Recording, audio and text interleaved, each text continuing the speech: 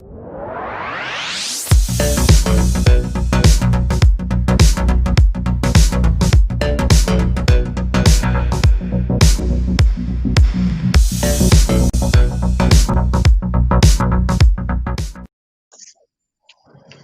tarde, é uma honra estar com vocês, com o FIS, esse grande evento que traz para todos nós profissionais de saúde uma oportunidade tão necessária neste momento de repensarmos a saúde que queremos. Eu estou muito honrada de ter aqui comigo neste dia o professor Pestana, que tem aí, o professor Silvio, que tem aí uma experiência acadêmica muito relevante e que conosco debaterá esse tema da competência dos nossos recursos humanos hoje, ao repensarmos o nosso modelo e as nossas ações de saúde. Assim como o Bruno Zavascki, um prazer em tê-lo conosco, Bruno, e neste dia, neste momento, nós faremos uma bela discussão com a experiência de cada um de vocês. Muito obrigada pela participação de vocês. Então, eu convido inicialmente, para iniciarmos esse debate, com o tempo aí de 10 minutos cada um, professor Silvio, por favor, a sua oportunidade de apresentar aqui um pouco da sua experiência e do que o senhor pensa neste momento da saúde do Brasil. Então, professora Bernadette, obrigado aí pela oportunidade, agradecer também a organização do Fórum Inovação Saúde. É um prazer estar aqui conversando um pouco sobre as tendências e o que a gente está observando de transformação no processo formativo, né, dos profissionais da área da saúde. É um prazer estar com um grande parceiro, que é o Bruno, né, um grande parceiro já de longa data, de várias ações aí conjuntas em relação a treinamento e capacitação dos profissionais da área da saúde, e dizer que é um prazer também muito grande estar com você também, professora Bernadette, nessa tarde, né? O que a gente vem observando é que, nos últimos meses, ficou muito evidente para a gente a necessidade da transformação que está sofrendo todo o segmento, né, de educação superior, em especial em relação aos profissionais da área da saúde. Nós fomos pegos aí por essa pandemia, né, que, de certa maneira, né, de maneira forçada, fez com que a gente acelerasse uma série de transformações, principalmente a transformação digital. A gente sabe que o curso de saúde ele é muito dependente da presencialidade, né? Dado que esse profissional ele depende da interação com seus pares, de estar com o paciente, contato com o paciente, né? A relação médico-paciente que se estabeleceu por todo o tempo, muito dependente da presencialidade, e que, com esse novo momento que a gente está vivendo, a gente teve que se reinventar. Então, se você observar todas as instituições de ensino superior que têm curso da área da saúde, precisaram vivenciar dois grandes momentos. Um momento onde, ali um pouco antes do final da primeira quinzena de março, que nós tivemos a certeza de que as atividades teriam que ser suspensas, né, se iniciava ali um momento de distanciamento social, e isso fez com que a gente tivesse que parar e repensar como a gente faria para dar continuidade aos estudos dos alunos. Alunos, professores, juntos, né, coordenadores, dirigentes, tivemos que redesenhar o processo formativo. Então, a gente passa a atuar de maneira remota, num primeiro momento, com as atividades teórico-cognitivas, né, inicialmente, e depois começando a entender que, à medida que a pandemia se alastrou, como é que a gente faria para retomar as atividades práticas, né, de ensino. Então, essas atividades começaram a ser reiniciadas e hoje a gente está aqui numa ferramenta super bacana de interação remota, o que não era realidade nos primeiros dias. Nos primeiros dias, primeiras semanas, a gente teve que se adaptar, teve que usar as ferramentas da forma com que elas estavam ali disponíveis, e hoje a gente vê um refinamento, um aprofundamento da capacidade tecnológica desses recursos que são surpreendentes, né? A gente hoje tem condições, sim, de retomar atividades práticas desses alunos presenciais e também beber bastante do que a tecnologia já nos permite fazer, seja realidade aumentada, realidade virtual, os avanços da telemedicina, permitindo a interação entre professores, alunos e preceptores num ambiente virtualizado. E isso faz com que a gente tenha que mudar sobremaneira a forma com que a gente desenvolve os nossos profissionais, a capacita os nossos professores, revisita o modelo de ensino, revisita o planejamento de aula. Então, hoje a gente está vivendo um momento de grande transformação. Acho que a gente precisa ficar mais conectado com o profissional que o mercado precisa. Então, a gente tem hoje um conjunto de alunos, né? A gente hoje está à frente aí de um grupo educacional com mais de 5 mil alunos de medicina, e a gente observa muito claramente como mudou rapidamente aí o perfil desse aluno. Então, é um aluno de uma geração que é nativo digital, que, na verdade, tem um conjunto de estímulos muito grandes, que chegam até ele, muita informação. Então, a gente precisa redesenhar a metodologia com a qual a gente vai garantir que esse aluno tenha o melhor aprendizado possível, né?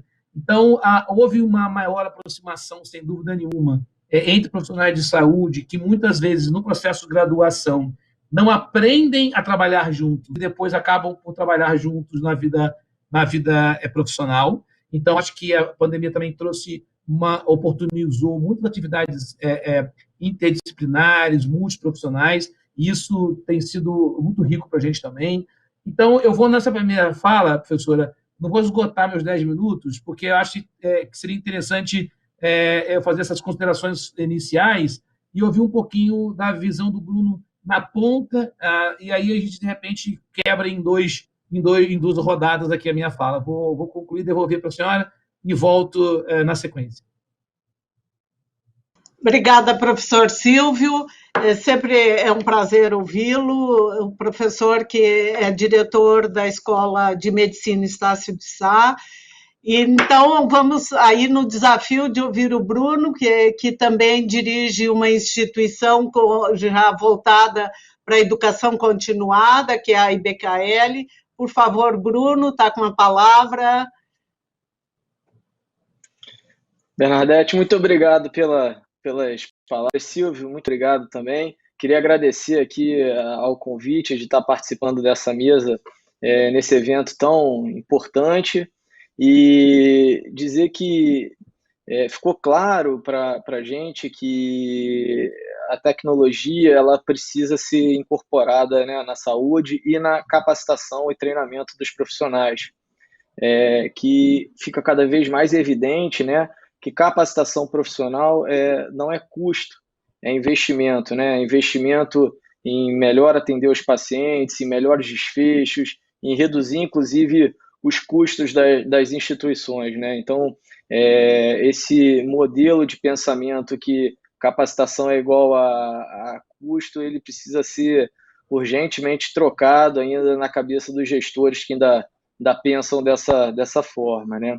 E hoje o mercado, esse novo mercado, ele exige uma matriz de competências complexas, né, dos profissionais de saúde que estão atuando na ponta.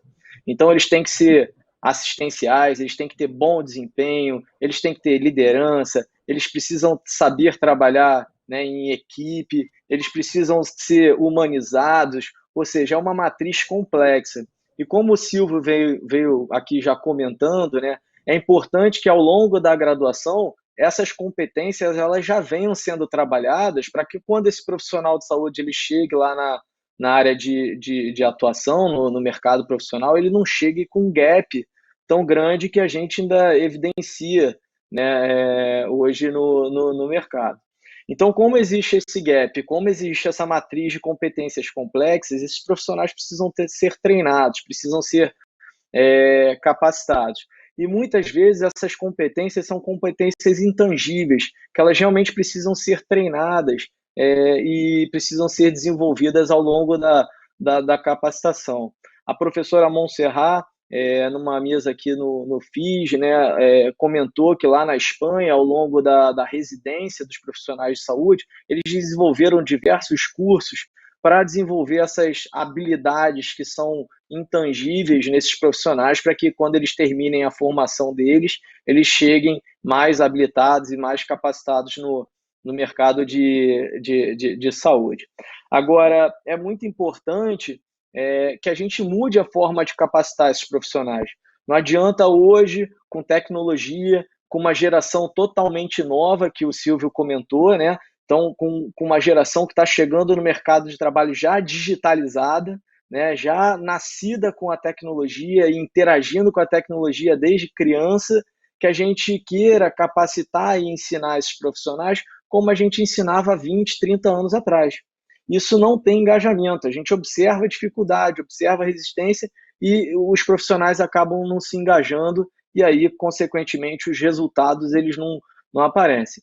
Então, hoje, a gente entende que para a gente fazer essa mudança e aumentar o engajamento e aumentar a participação e, consequentemente, impactar desfecho nas ações, a gente precisa treinar esses profissionais com as metodologias ativas de ensino.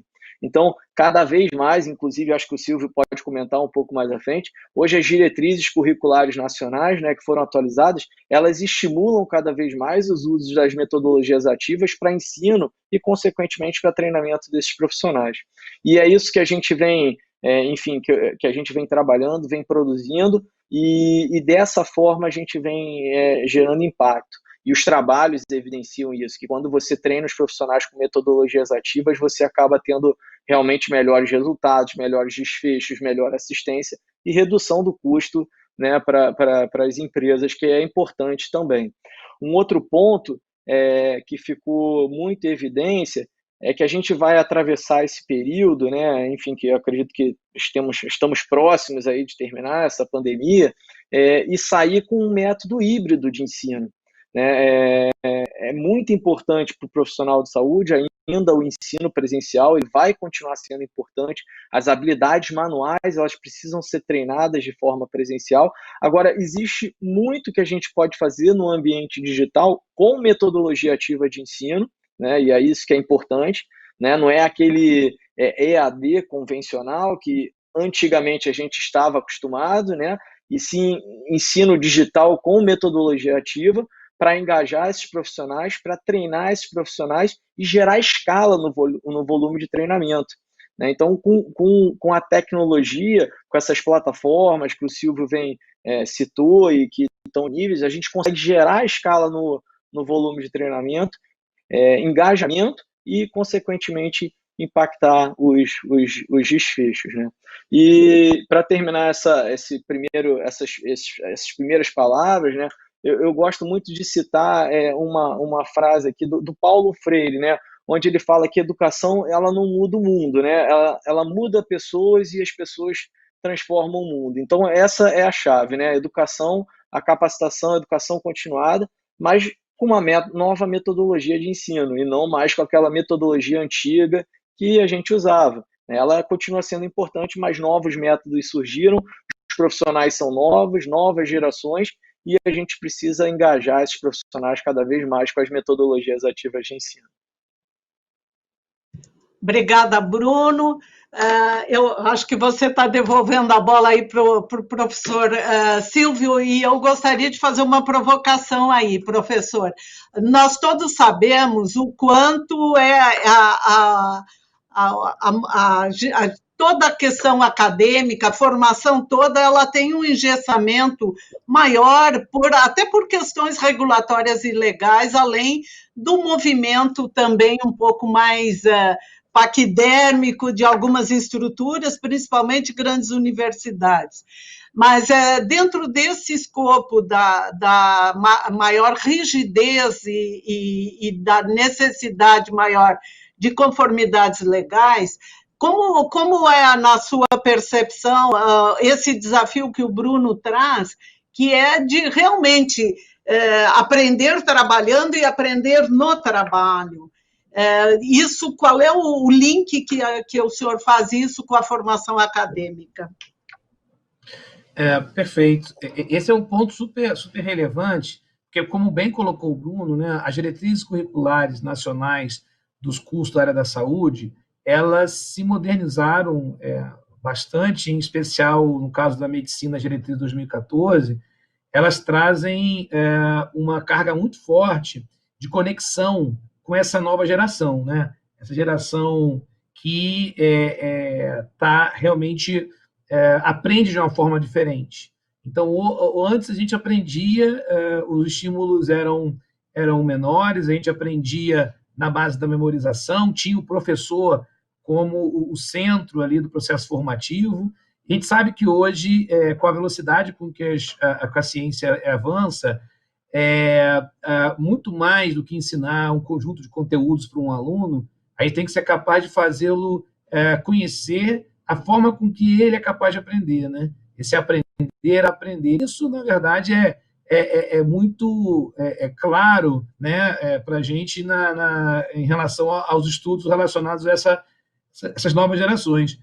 Óbvio que a gente tem um conjunto, eu acho que o Bruno toca muito nisso, de ter um conjunto de professores ou educandos de uma geração anterior, né, gerações anteriores, né, desde de colegas que são da geração do Baby Boomers, a geração X, e as gerações mais novas, né, os milênios, geração Y, geração Z, há um eventual conflito de gerações. Então, quando a gente traz todos para uma mesma plataforma, a gente consegue mitigar essas eventuais divergências. Então, no caso das diretrizes de 2014, elas são muito fortes na questão das metodologias, os métodos ativos de ensino-aprendizagem, ou seja, colocar esse aluno como centro do processo formativo e que ele realmente seja quem vai buscar, a partir da geração de problemas, colocá-lo numa posição cognitivamente ativa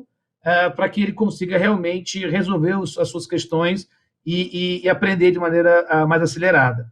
E aí, esse mesmo profissional que hoje a legislação ela nos habilita ou nos permite trabalhar dessa maneira, como a senhora bem colocou, dado que as diretrizes curriculares do Ministério da Educação hoje enxergam isso como algo desejável, isso abre uma frente importante aí para a gente absorver todas essas ferramentas, né? Então, do ponto de vista regulatório, esse engessamento ele se reduz claramente, que bom, né, que isso vai se flexibilizando, permitindo que a gente absorva essas ferramentas e consiga entregar para o aluno que tem de mais moderno aí no que tange processo formativo na educação na área da saúde.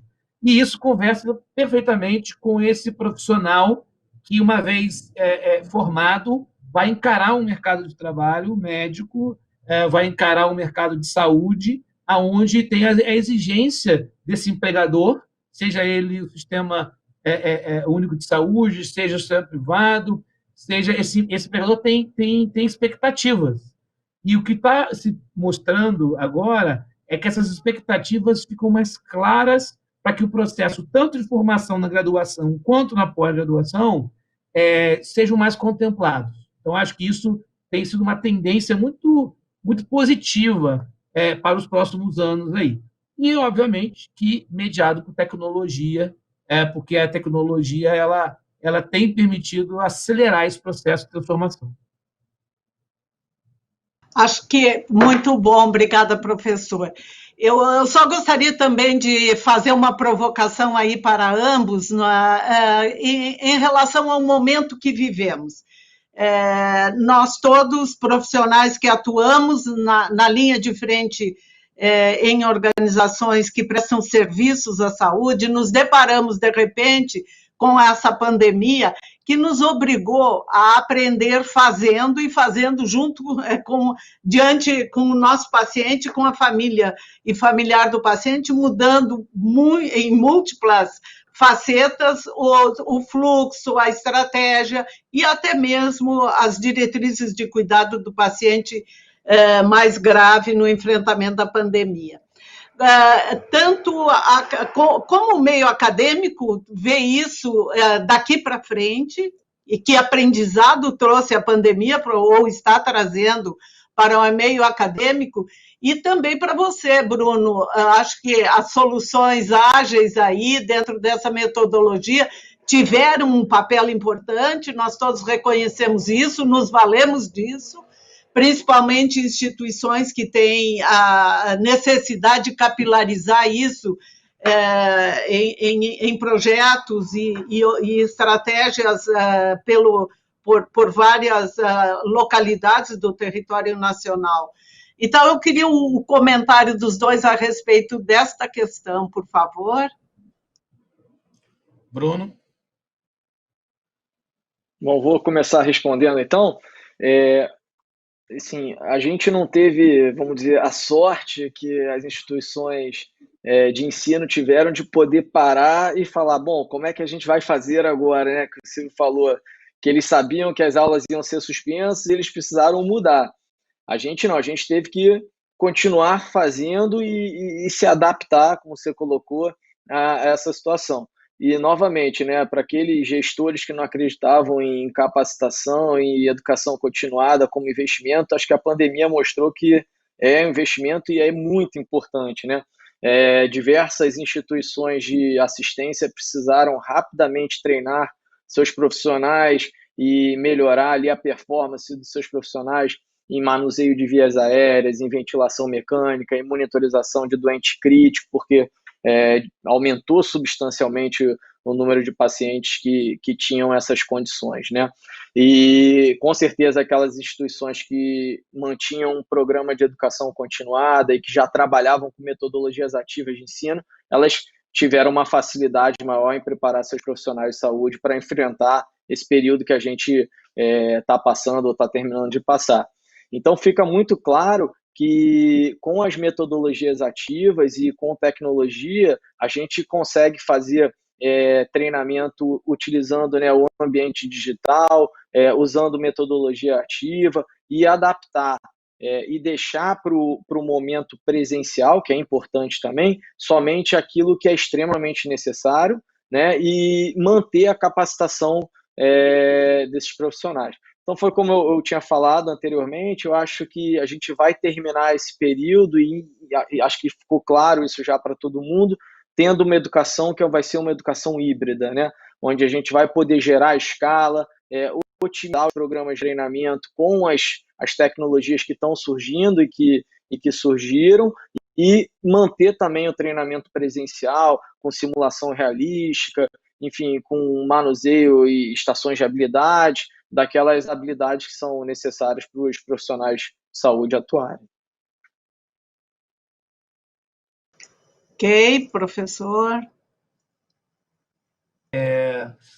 Eu estou bem na linha do Bruno. Acho que a assistência não pôde parar, então ele, como gestor, né, de um grande serviço dentro de um hospital, certamente enfrentou desafios diferentes, né, que é a questão de manter a rotina, a atividade acontecendo, enquanto a gente falava, né, brincando, que diferente da gente quando a gente olha a beira do rio para decidir como é que a gente vai nadar, por onde a gente vai descer, por onde a gente vai entrar, vamos nadar quantos metros, a gente meio que foi forçado a pula no rio e aprende a nadar.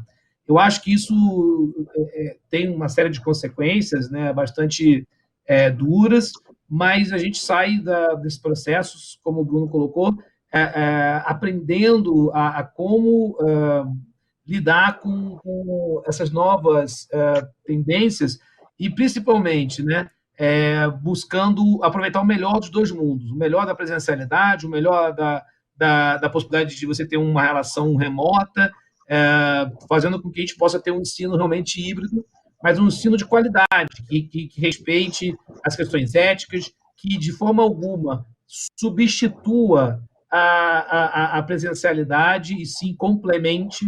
Então, não dá para se formar um profissional de saúde sem um contato constante, íntimo com o paciente, né?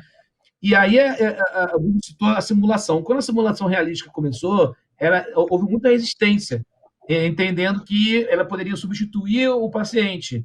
E não é verdade, nunca foi a pretensão da simulação realística substituir o paciente. É dar ferramental para esse profissional chegar mais preparado e reduzir erro, ter um olhar maior pela segurança do paciente, né?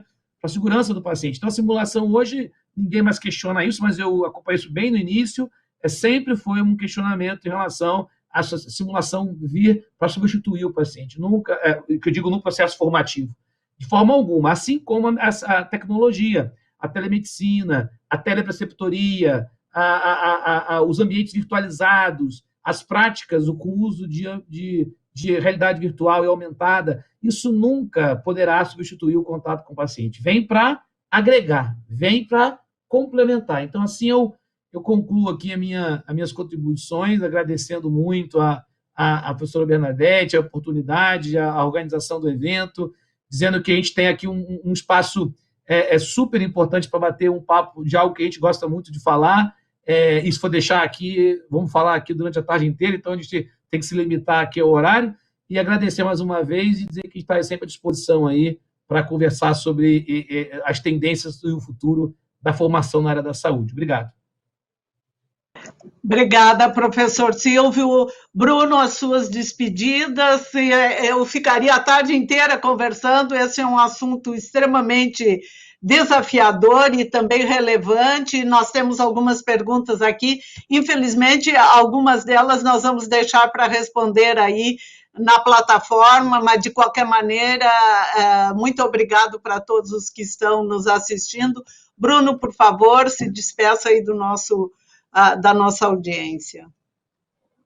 Eu queria agradecer, dizer que foi um prazer estar com o Silvio, que para mim é uma referência, foi meu monitor, e depois a gente trabalhou junto, e até hoje é um grande amigo.